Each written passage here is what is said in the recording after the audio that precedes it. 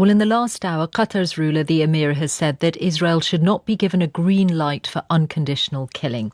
Qatar has been home for several years to Ismail Haniyeh, widely considered to be the overall leader of Hamas.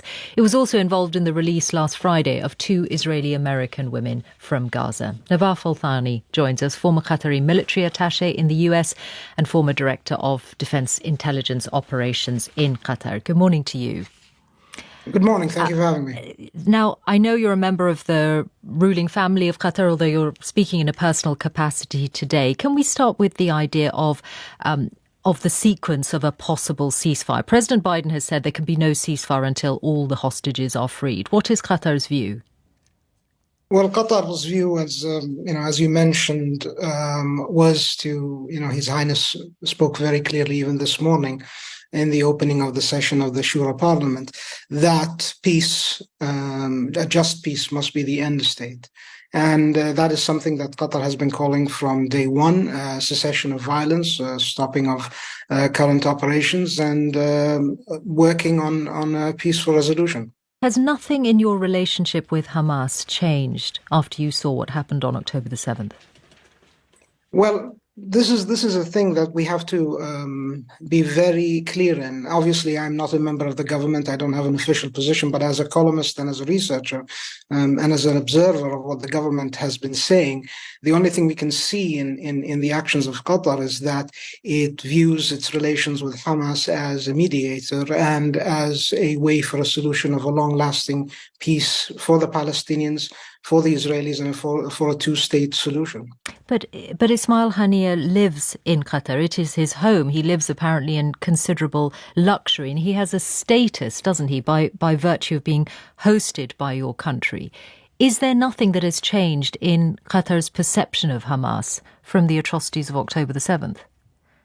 Well, if you look at the current situation, for instance, with the hostages, I think what Qatar and other partners have done as well has had very positive effects. Now, for these Israeli citizens as well as Americans that have been released, that's good news. We hope that more will be released in the future. But the fact remains, even in this conflict, for those Israeli citizens, it is, the government of Qatar did more for those Israeli citizens in releasing and helping in releasing those captives more than the current government of Israel, unfortunately.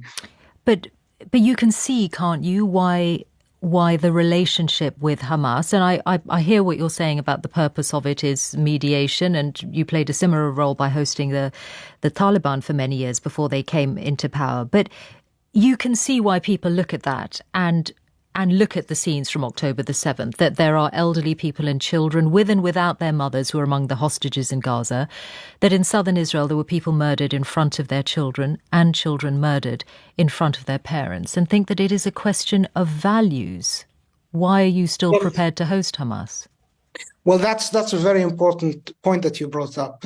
When it came to Afghanistan, for instance, as with Hamas, as with many of Qatar's initiatives, they usually start with our partners and allies like the Americans or in the European Union, or in the case of the UK as well, requesting support from Qatar. Only last week, for instance, as an example, Qatar was successful in its de-escalation diplomacy, which has been practicing for the past 2 decades successfully, from releasing children from Russia and to be brought back to Ukraine. Obviously, with the current ongoings with Gaza, that did not get the probable media coverage that it deserved, but that is a grander and greater aspiration for Qatar to be a proponent of peace and de-escalation. And the only way you can de-escalate is if you talk to all parties. And unfortunately, with violence as it is in Gaza, killing civilians anywhere is always tragic. And Qatar was very clear, and I mean, by virtue of it, calling for a just peace for both peoples, both the Israelis in their state and the Palestinian with an independent state. I think going back, I don't think the world is ready for a forever war again in the Middle East. We've gone through a couple of decades of that, and I think it's been more than enough. So has Qatar had that conversation with Ismail Haniyeh, who, has said, look at what, your people did in southern Israel? I think when you see what Qatar has achieved, because when it comes to diplomacy, the de-escalatory approach of the state of Qatar is an important indication of where we're going. What has Qatar achieved in its de-escalatory diplomacy? It has achieved releasing of American and Israeli citizens. We're working on more. Qatar said citizens, civilians, those hostages have to be released for, if nothing else, but for humanitarian reasons. Qatar obviously is not a direct party in the conflict, but it wants to see peace in the region.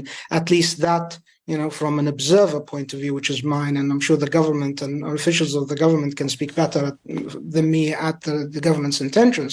But from what I see and what I pass and what I write about in my columns is looking at the achievements of all of that. And I think it is worth sitting down and discussing, a peaceful resolution. It's also important to understand that in the past, Qatar's, support of humanitarian operations, the transfer of, for instance, funds to Gaza for humanitarian, operations was co-signed by the Israelis and the Americans.